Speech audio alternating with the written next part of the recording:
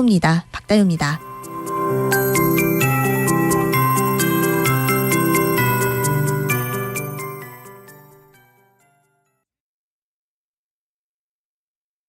정성을 다하는 국민의 방송 KBS가 한시를 알려드립니다.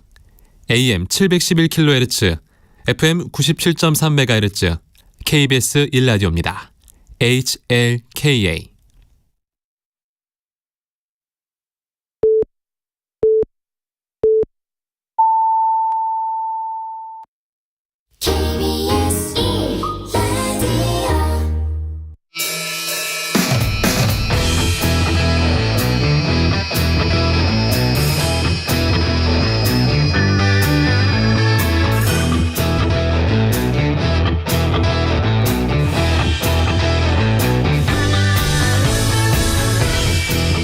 KBS 1라디오의 모든 프로그램 유튜브에서도 함께 하실 수 있습니다. 이 실시간 방송 보실 수 있고요.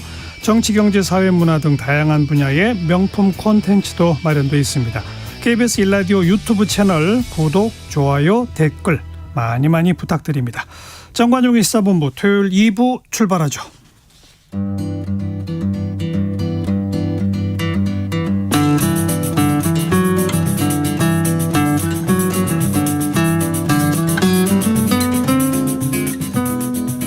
경제를 알면 세상이 보인다. 권혁중의 일타경제. 경제평론가 권혁중 씨 어서 오십시오. 네, 안녕하십니까. 지난해 삼성전자가 이 알리백 달성률이 30%를 넘겼다 이런 뉴스가 나온 바 있는데 먼저 그 지난 대선 토론 통해서도 많이 알려졌던 그 알리백 이게 뭔지부터 정리해 볼까요? 예, 이 알리백은요 재생에너지 그 영어를 앞자를 따서 만든 용어입니다. 뭐 리뉴어블 그러니까 재생이죠. 그다음에 일렉트리서티에서 에너지 이 R과 E를 따서 만든 용어인데 한마디로 이겁니다. 기업들이 사용하는 전력량의 100%를 2050년까지 신재생에너지 아니면 재생에너지로 충당하겠다라는 이제 국제 캠페인이거든요. 예. 삼성전자가 제품을 만들어냅니다. 그러면 그거에 대한 전력이 들어가잖아요. 에너지가 들어갑니다. 이거를 재생에너지 100%로 쓰겠다. 뭐 이런 얘기라고 보시면 돼요. 그런데 여기서 중요한 게 하나가 있습니다. 이 재생에너지의 정의를 어떻게 보느냐가 되게 중요하거든요. 지금은 이제는 이 아리백의 이 재생에너지 100%에 보는 재생에너지를요. 태양열, 태양광, 뭐 바이오, 풍력, 수력, 지열 이렇게 보고 있는데 여기서 빠진 게 하나가 있죠.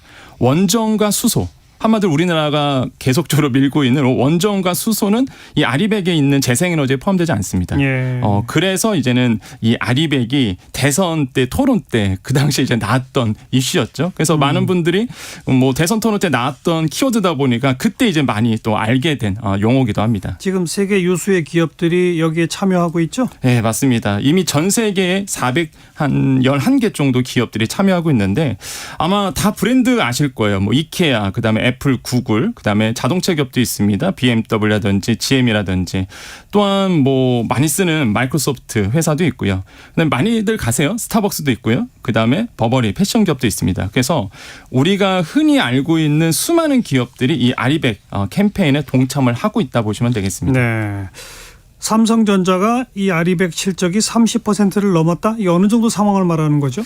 이게 많은 분들이 이제 언론에 보면은 삼성전자가 재생에너지 100% 중에서 31%를 달성했나 보다 이렇게 이제 아실 거라고 보는데 사실 이게 떠들썩하게 뭐 이슈가 됐었습니다. 아리백 목표에 31%를 달성했다라고 보는데 예. 사실 이걸 뜯어보면 그렇지 않습니다. 왜 그러냐면 일단은 삼성전자는 이제 종목들이 나눠져 있죠. 이제 부분별로 좀 나눠져 있는데 이 DX 부분, 그러니까 디바이션 익스퍼런스라고 해서 통합 세트 부분이 있습니다. 이게 가전과 디스플레이 만드는 부분이거든요.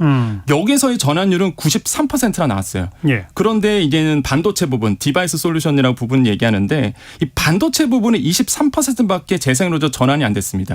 그러니까 사실 삼성전자 하면 딱 떠오르는 게 반도체고 대부분의 이 반도체에서 이제는 그 매출이 나오는데 여기에서의 전환은 아직 더디다라고 보시면 되겠고 또 한 가지가 뭐냐면 아까 제가 말씀드렸던 이 가전이라든지 디스플레이 부분에서 이제 전환율이 93% 나왔기 때문에 평균적으로 봤을 때 30%가 넘었다고 말씀드렸는데 예. 그런데 이게 삼성전자가 공장이 우리나라에만 있진 않아요. 당연히.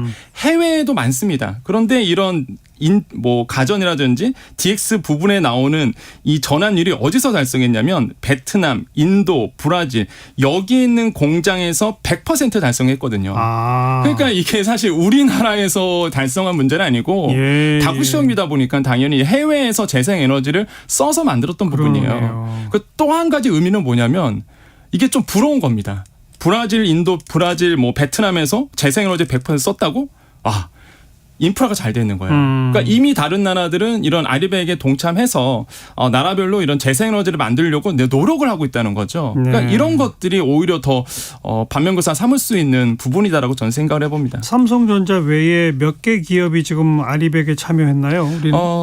네, 우리나라 같은 경우는 한 33개 정도로 이제 조사가 되고 있습니다. 그래서 지금 이제 재생에너지 보급량이 문제가 뭐냐면 점차적으로 늘 거라고 저는 생각을 해봐요. 우리나라 기업들도. 예. 그런데 우리나라의 재생에너지 보급량이 이 기업들이 사용하는 전기량을 따라가지 못하는 부분이죠.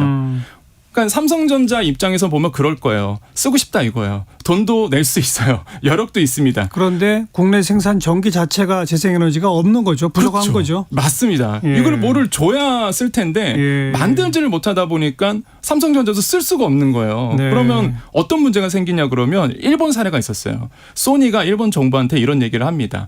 야, 우리 재생에너지 쓰고 아리백 이거 참여하는데 아니 에너지 좀 줘. 재생에너지 안 만들어주면 못 만들어주면 우리는 떠날 거야.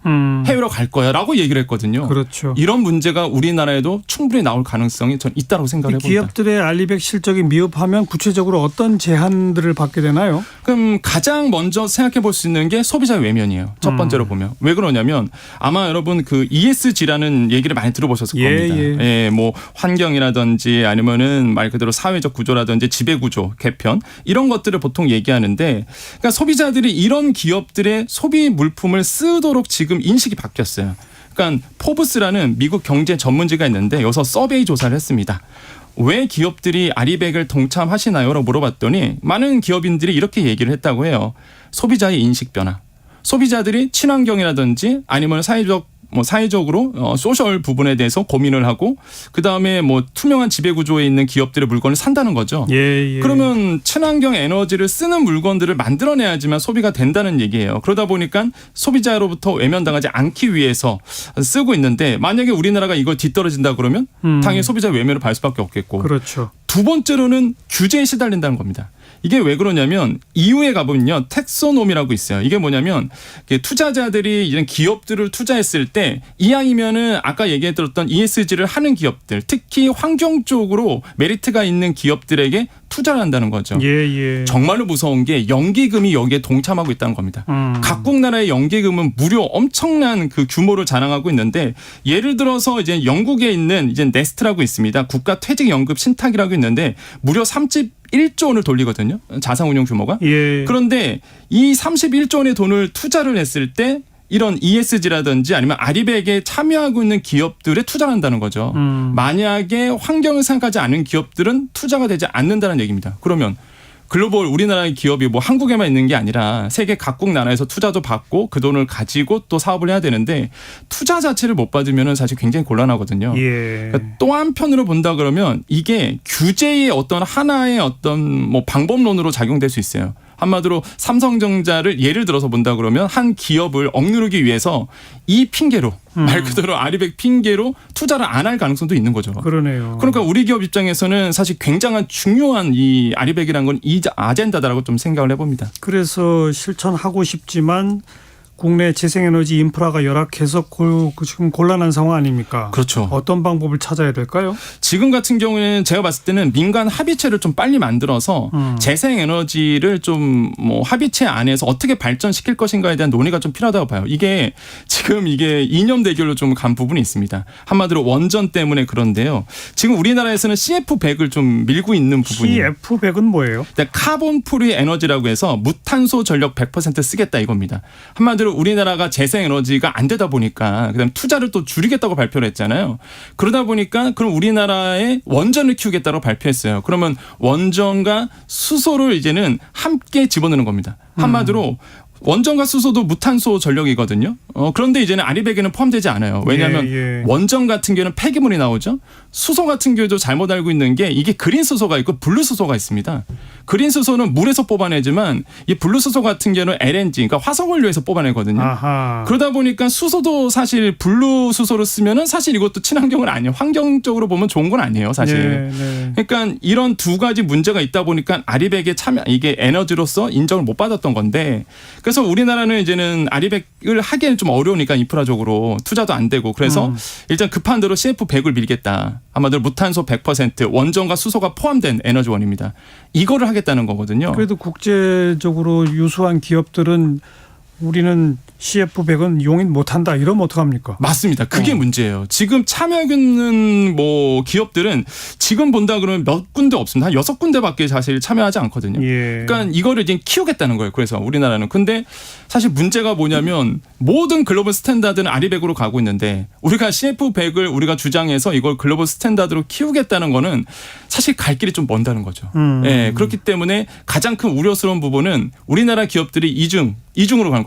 아리백도 챙겨야 되고 CF100도 챙긴다 그러면 그 비용이 얼마나 또 추가되겠습니까? 네. 그다음에 이제는 글로벌 스탠다드에 맞지 않다 보니까 또 이제는 뭐 해외에 나가서 어려움을 당할 수가 있거든요. 그렇죠. 그래서 저는 사실 이렇게 본다 그러면 중심적인 방향성은 이제 아리백 중심으로 가야 된다. 그러면은 지금 신재생 에너지에 대한 과감한 투자가 이루어져야 되거든요. 그렇죠. 그러면 이제는 우리나라 중앙정부가 힘을 못 쓴다 그러면 이런 민간 중심으로 협의체를 만들어서 이제 민간에서도 투자를 들어갈 수 있도록 길을 열어줘서 결국에는 뭐 태양광이라든지 태양열이라든지 지열이라든지 이런 재생에너지 100%를 쓸 수 있도록 가는 게 중요하고 마지막으로 말씀드리면 관리 감독을 좀 강해야 된다. 여기에서 예. 생기는 부패적인 모습들도 분명히 나오거든요. 네. 그래서 국가는 관리 감독을 강화해서 이런 것들이 아리백 방향으로 갈 수 있도록 장기적인 과제로 놓고 좀 보셔야 되지 않을까. 이게 오히려 우리나라의 경쟁력을 살리는 데 도움이 되지 않을까라고 전 생각을 해봅니다. 네.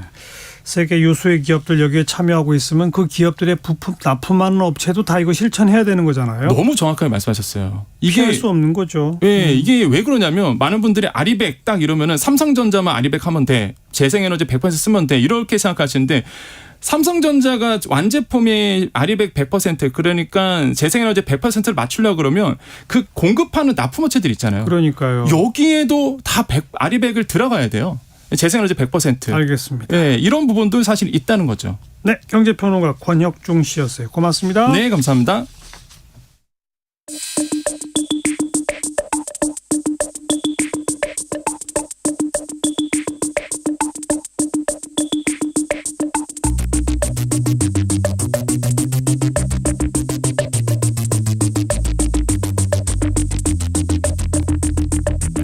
뜸들이지 않습니다. 알맹이부터 찌릅니다. 고수들의 진검승부, 끝장토론 각설하고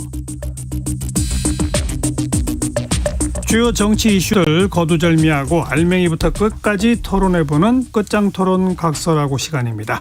시사평론가 이정훈 박사, 민주당 민주연구원 부원장, 현근택 변호사 두 분 오늘도 나오셨습니다. 어서 오십시오. 네, 안녕하세요. 네, 전반부 공통질문입니다. 이번 주에 뜬 인물, 진 인물. 먼저 뜬 인물 이정훈 박사. 네, 저는 유인촌 문화체육특별보좌관을 예. 좀 꼽고 싶은데요. 예. 뭐 갑자기 이 언급이 나오기 시작하더니 그냥 순식간에 임명이 돼버렸습니다. 네. 사실은 굉장히 논란이 많았던 인물 아니겠습니까? 그래서 흔히 동영상 짤도 굉장히 유명한데 뭐 찍지 마 이렇게 기자를 향해서 좀 이야기하는 것. 그런데 왜 그렇게 수많은 인물 중에서 이렇게 꼭 MB맨을 선택을 했을지. 네. 예, 뭐 이 부분 계속 향후에도 논란이 될 것 같습니다. 네. 근데 대통령실의 특보는 사실 상근직도 아니고 그런 거 아닌가요? 예, 그렇긴 하죠. 그런데 뭐 예우는 거의 뭐 장관급 예우를 좀 해준다고 하고. 네. 어찌됐건 뭐 지금 뭐 공식 어떻게 보면 이제 뭐 장차관은 아니기 때문에 공식 업무 라인에 있다라고 얘기하기는 어려운데 그래서 사실은 좀 이분이 무슨 역할을 할지에 대해서 또 여러 가지 지금 이제 얘기들이 나오는 거죠. 네. 훨씬 더 광폭으로 배후에서 뭔가 영향을 역할을 미칠 할 수 있다. 이렇게 지금 보는 그런 시각도 있습니다. 그래 이종원 박사 보시기에 윤석열 정부는 왜 그렇게 이명박 정부 인사들을 중요한다고 보세요? 그러니까 뭐 이른바 친윤계가 족보를 따지자면 구친이계 출신들이 많잖아요. 아하. 그래서 제가 보기에는 뭐 윤석열 대통령이 구친이계에 거의 쌓인 그런 그 상황이 아닌가 이렇게 생각을 합니다. 네. 금주의 뜬 인물 현건택 변호사는 저는 뭐 최경환 전 의원 꼽고 싶습니다. 왜냐하면 이분이 뭐 정치인들이라는 게 그렇습니다. 그러니까 이분은 대표적 친박인데. 그렇죠. 그러니까 재밌는 현상이죠. 지금 친이 뭐 이재호 전 장관도 어디 무슨 민주화운동 협의회인가요? 거기 가고 지금 이동관 특보가 어찌 보면 아무것도 아닌 것 같지만 또 이분은 또 장관급으로 가시잖아요. 그럼 특보라는 게 애매한 위치지만 또 뭐 하려면 많이 할 수 있는 위치인데 최경환 전 의원도 지금 어쨌든 뭐 무소속 출마는 거의 이제 점쳐지는 상황인데 그냥 총선 출마한다 그러면 사실은 이제 큰 기사거리는 안 되는데 정치인들은 자기 얘기 나오는 거 좋거든요. 근데 이준석 전 대표랑 만나면서 이게 갑자기 뭐 보수 대연합 무슨 연합군 보수 연합군 이렇게 나오면서 지금 막 말씀처럼 유인촌 전 장관도 나오고 뭐 친이 친박들이 이제 다 나오네. 약간 이제 그런 구도. 이거는 제가 보기에는 피할 수 없는 게 그러니까 윤석열 대통령이 정치에 큰 인연이 없잖아요. 그러면 이제 지금 여당의 큰 줄기가 친이 친박인데 당연히 친이가 나오면 친박 이분들도 안 나올 수 없죠. 우리도 있어. 그래서 그러니까 묘하게 지금 윤석열 정부는 어쨌든 친이로 구성돼 있지만 또 친박들도 뭔가 이제 세력 도모를 하는데 네. 이게 또 친윤, 비윤 요 구도로도 약간 되는 거예요. 그러니까 지금 이준석 대표라든지 뭐 최경환 이런 분들은 어쨌든 친윤이라 보기는 어렵잖아요. 그럼 이제 뭐 안철수, 유승민 이런 분들이 다 연합하는 거 아니야? 뭐 이런 얘기들이 아마 이제 나오는 것 같습니다. 근데 뭐 최경환 전 의원이 다시 정치를 한다 그래서 정치권의 큰 파장까지는 아니지 않을까요? 네, 대략 이제 그렇게 보고 그렇죠? 있죠. 그리고 실제로 만약에 뭐 이제 국민의힘에서 이제 공천을 고려한다고 했을 때 과연 공천을 주겠는가 하는 것 지금 뭐 안 줄 가능성이 훨씬 높죠. 훨씬 높죠. 예, 그런데다가 그러면 기존 의원들도 물갈이 한다는 판인데. 예, 맞습니다. 그렇죠. 이제 그러면 이제 네. 그런 상태에서 이제 구 친박 연대 같은 그런 무소속 연대를 그러면 이제 구친박계 의원들이 만들어서 나왔을 때 파괴력을 가질 수 있겠는가? 안 되겠죠. 근데 그것도 역시 아니다. 그렇죠. 예, 이제 이렇게 이제 봐야 됩니다. 그래서 제가 보기에는 이제 그 친박계 중에서 조금 이제 그 젊은 층들이 있잖아요. 윤영아 변호사라든가 뭐 그런 사람들의 일종의 좌장 역할을 하면서 뭐 지분 획득에 앞장서는 그런 역할을 우선 좀 하지 않을까 이렇게 생각이 들고요. 그런데 공교롭게도 사실은 이 지금 윤석열 정부가 구친박계에게 약간 희망을 좀 주고 있다. 그래요? 이렇게 생각을 합니다. 그러니까 어떤 의미에서요? 윤석열 대통령 지금 국정수행 지지율 굉장히 높잖아요. 예, 그런 상태에서 조금 전에 이제 유인촌 이제 그 특보 얘기도 했습니다만 구친이계 아주 나이 많은 인사들이 다시 복귀해서 활동을 한단 말이에요. 그러면 우리에게도 역시 기회는 아직 남아 있다. 예, 이런 희망을 좀 주고 있는 게 아닌가 이렇게 생각합니다. 그러니까 제가 봐도 뭐 과거처럼 친박연대처럼 큰 힘을 못 쓸 수는 있어요. 근데 이제 지금 재밌는 게 결국은 국민의힘의 TK와 PK 물갈이 지금 뭐 최소 50% 이상이라는 거 아닙니까? 예. 그럼 그분들이 만약에 예를 들어 현역들이 딱 만약에 배제됐어요. 그래서 뭐 친윤 아니면 검사 이런 분들 공천 받았을 때 나 그냥 안 나갈래 하겠느냐. 왜냐하면 지금 최경환 의원도 입당은 안 할 거예요. 무소속 나간다 그러면 결국 이제 무소속 연대 같은 모양이 될 수가 있어요. 제가 보기 당을 만든다기보다는. 근데 어쨌든 이분은 거의 될 걸로 보고 있고 지역에서도 워낙 그동안에 지역에만 닦아놓은 게 많고 이러니까 부총리 하면서도 지역 예산도 많이 하고 이래서 그럼 중심 구심점이 될 수 있거든요. 그런 무소속 연대 특히 TK 지역이라든지 PK에서 배제되는 분 사람들한테 좀 소구력이 있을 수 있죠. 민주당 입장에서는 또 그런 걸 은근히 바라는 거 아닙니까? PK, TK 지역에서 그렇다고 해서 여권이 분열되기를. 그렇죠. 근데 이제 만약에 뭐 국민의힘 나오고 무소속 나오고 민주당 나온다 해서 민주당 후보가 되느냐. TK 같은 경우는 그렇지 않은 경우도 되게 많아요. TK는 그렇지만 PK는 그런 가능성이 있죠. 그러니까요. 2등 뭐 어쨌든 할 수는 있는데 그러면 아마 제가 보기에 무소속 나오는 분들이 PK보다는 TK 쪽에 많이 말 수 있어요. 예, 왜냐하면 PK에서는 어떤 식으로든지 간에 주저앉히든 아니면 다른 뭐 대안을 주든지 할 텐데 TK에서는 사실은 민주당 후보가 역전하기 쉽지 않은 경우도 많아요. 네. 아무튼 현건택 변호사가 금주의 뜬 인물로 최경환 전 의원을 꼽은 어떤 배경이나 저의가 조금 보이네요. 금주의 진인물 이종훈 박사. 네.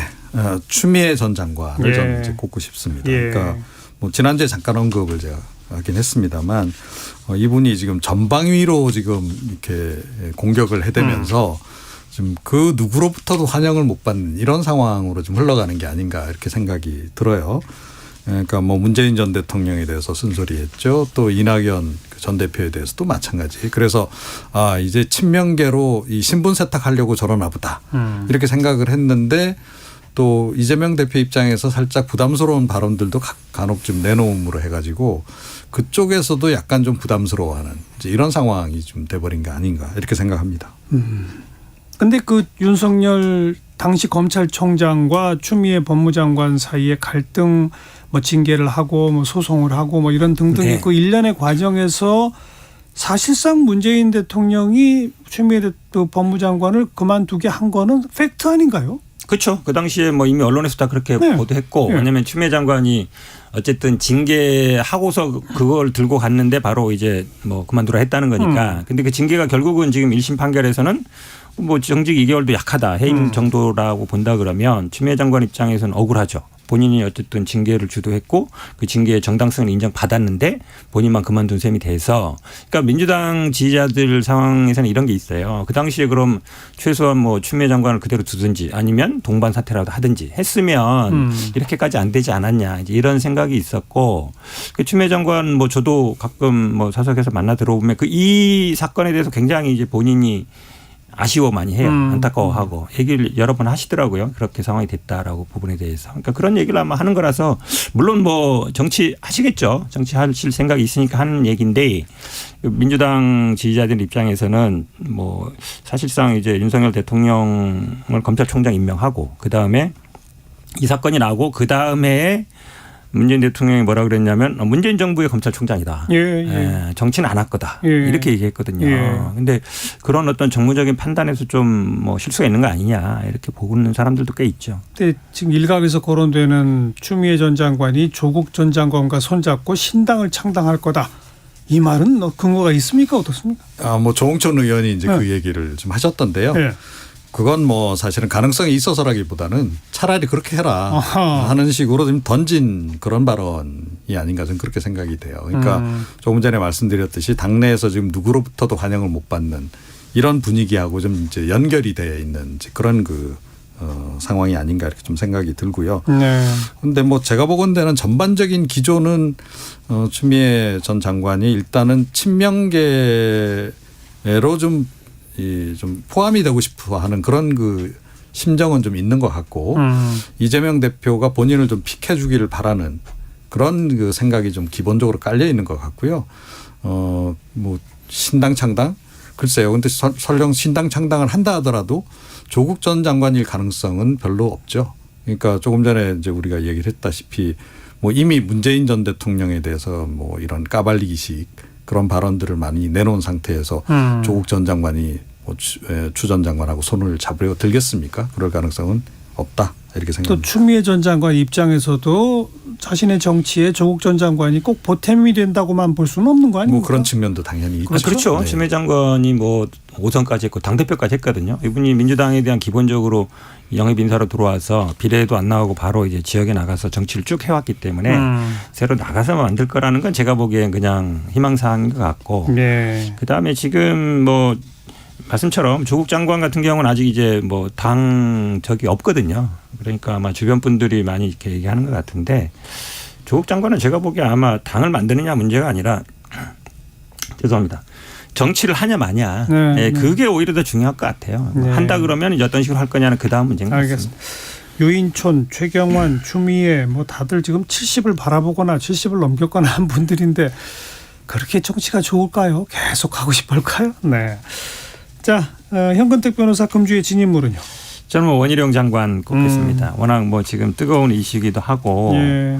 근데 이게 재밌게 돌아가는 상황이 사실은 원희룡 장관이 그날 이제 뭐 당정협의에서 얘기 없다가 딱 나와서 이제 사업 백지화 딱 이래버렸는데 이 대통령실 분위기는 조금 다른 것 같아요. 대통령실 분위기도 다르고 국민의힘 분위기도 그렇죠. 좀 다르고. 국민의힘은 처음에는 뭐 민주당이 사과하면 한다는데 뭐 이거 민주당이 사과할 일이 뭔지 모르겠는데 아무튼 백지화는 아니다. 중지다. 이렇게 모양으로 가는 거 보면 원희룡 장관이 사실은 대통령실하고 협의 안 했다 그랬잖아요. 자기가 결정했다 이랬거든요. 언론에 나와서는 어쨌든. 그 우리 원희룡 장관 목소리 잠깐 듣고 네. 본격적으로 이야기 나눠봅시다.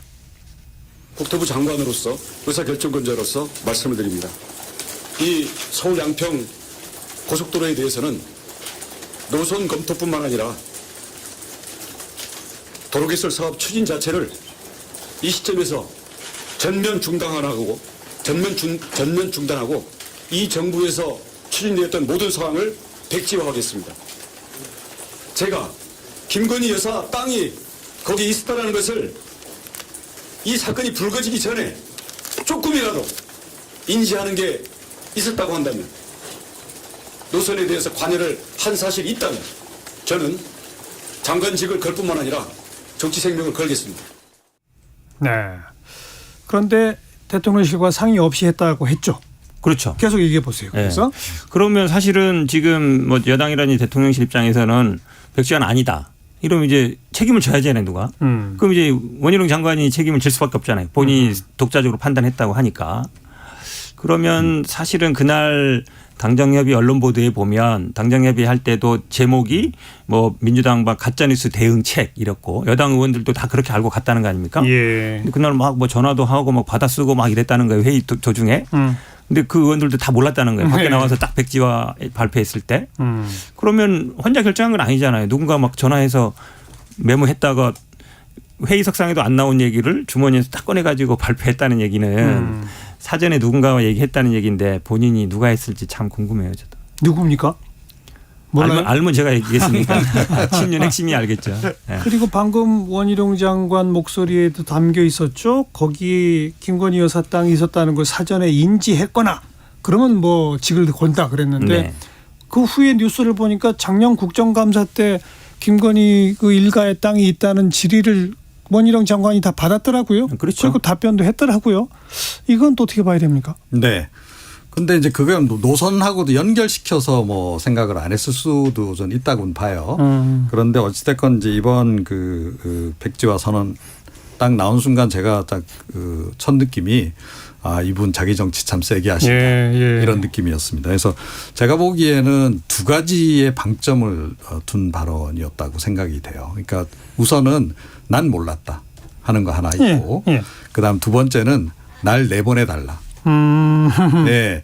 그러니까 이제 뭐 처음 부분은 이제 굳이 뭐 제가 설명하지 않아도 이제 다 아실 것 같고요. 두 번째 부분은 뭐냐면 원희룡 장관은 제가 보건대는 빨리 당으로 복귀해서 내년 총선 출마를 하고 싶은데 할 겁니다. 그리고 또 뭐 혹시 김기현 대표 체제가 좀 불안정해지거나 하면 이제 그 자기가 이제 차기 지도부를 이제 맡고 싶은 그런 심정도 있을 거예요.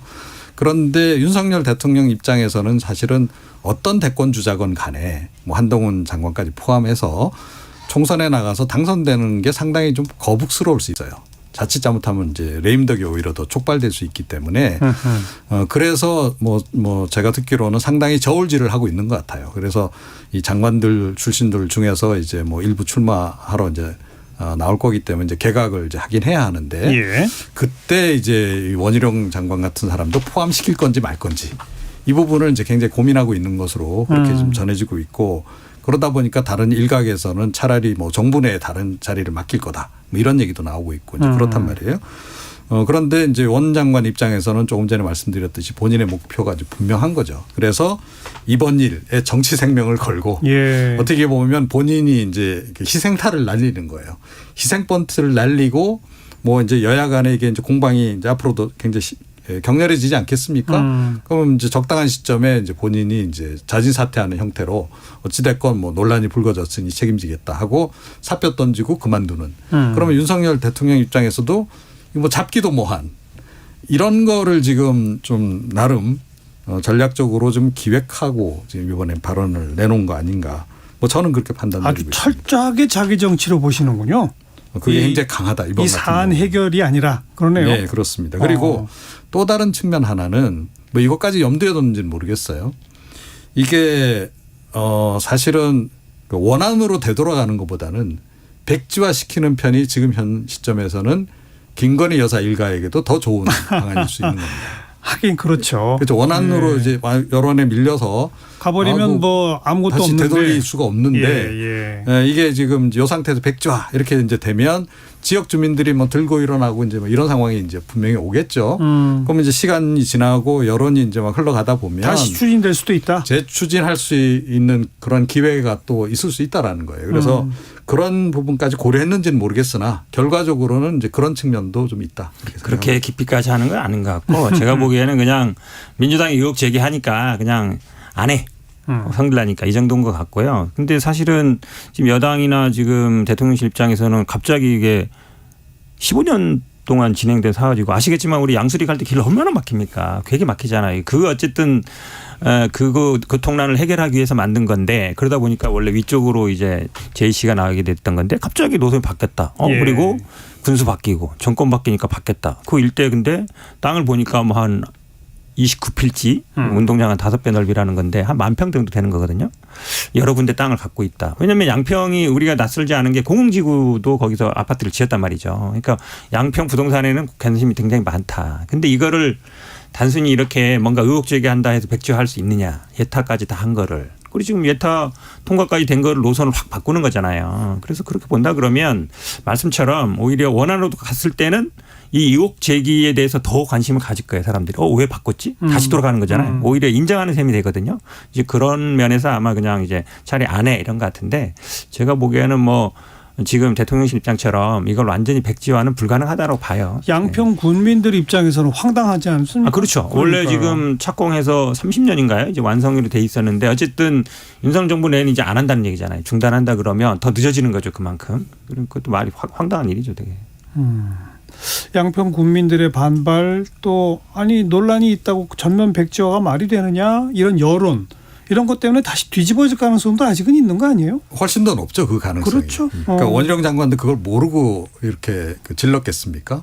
그래서 제가 이제 자기 정치라는 자기 정치로 책임지는 모습 보이고 그렇죠. 그렇게 하면서 이제 본인도 그게 원희룡 장관 개인 정치에도 도움이 될까요?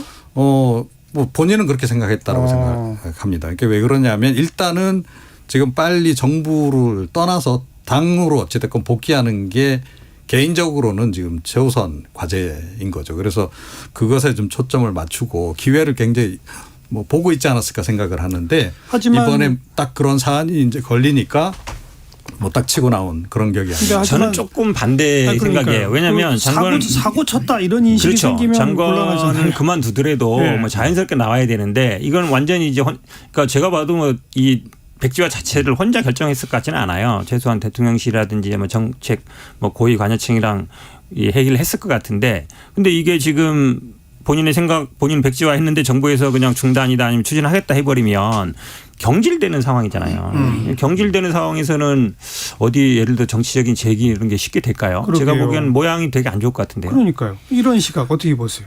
그러니까 경질하기 어려울 겁니다. 대통령이 경질하기 어려울 거고요. 결국은 이제 그만두더라 자진 사퇴 형태 그리고 정치적 책임을 지는 형태 그러면서 이제 이미 프레임은 걸었잖아요. 그러니까 민주당도 뭐 간판 내릴 각오하고 이재명 대표 직 걸고 그냥 한판 붙자 뭐 이런 식으로까지 이제 이야기를 하고 있는 건데 본인 투사 이미지 살려가면서 당으로 복귀했을 때까지도 이제 고려한 발언이었다라고 저는 생각을 하는데 그래서 지금 이제 제가 보건대는 그래요. 그런 방향으로 지금 일단은 기획은 한 것 같다.